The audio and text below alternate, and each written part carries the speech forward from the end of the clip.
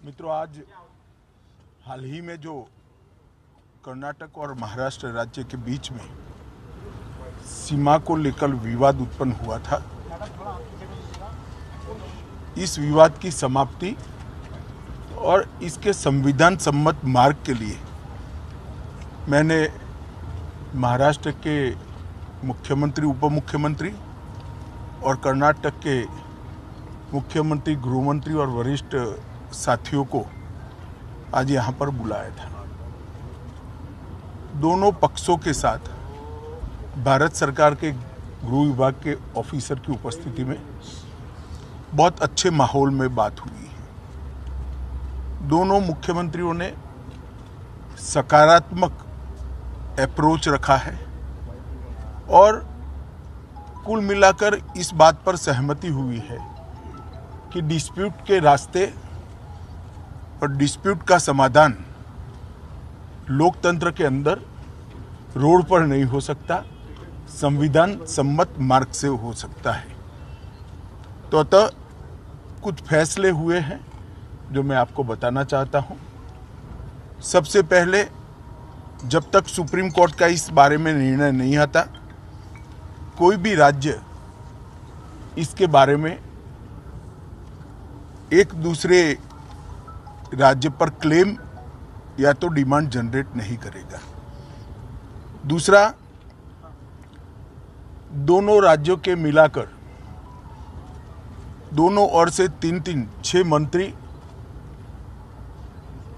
बैठेंगे और इस पर डिटेल नीचे तक परकोलेशन किस प्रकार से हो, इसकी चिंता और चर्चा करेंगे। छोटे छोटे और कई मुद्दे भी हैं दो राज्यों के बीच में, जो पड़ोसी राज्यों में आमतौर पर देखे जाते हैं।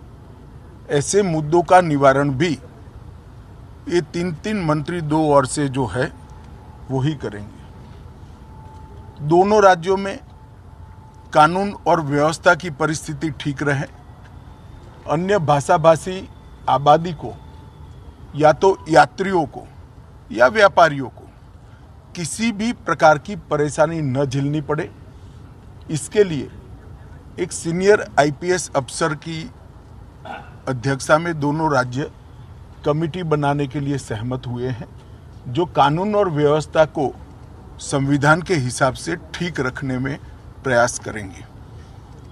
जब मामलों की चर्चा भी हुई तो ये भी ध्यान में आया है कि पूरे मामले में फेक ट्विटर ने भी बहुत बड़ा रोल निभाया है। कुछ फेक ट्विटर्स सर्वोच्च नेताओं के नाम से जनरेट किए गए और इसको फैला दिए गए हैं। और ये मामला बहुत गंभीर इसलिए है कि इस प्रकार के ट्विटर से दोनों ओर की जनता की भावनाएं उद्वेलित होती हैं और घटनाएं जन्म लेती हैं। तो तय हुआ है कि जहां जहां भी इस प्रकार के फेक ट्विटर के मामले सामने आए हैं, वहां पर एफआईआर रजिस्टर्ड की जाएगी और जिन्होंने किया है उसको भी जनता के सामने एक्सपोज किया जाएगा। तो एक बहुत अच्छा, एक प्रकार से सर्वसम्मत निर्णय आज की बैठक में हुआ है। इसके बाद मैं दोनों राज्यों के विपक्षी पार्टियों के मित्रों को भी इस देश के गृह मंत्री नाते अपील करना चाहता हूं,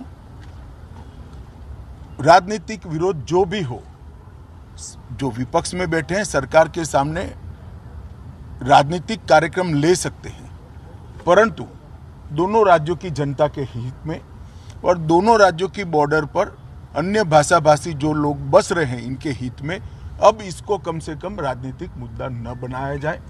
एक कमेटी जो बनी है वो कमेटी की चर्चा का आउटकम और सुप्रीम कोर्ट के फैसले का इंतजार किया जाए।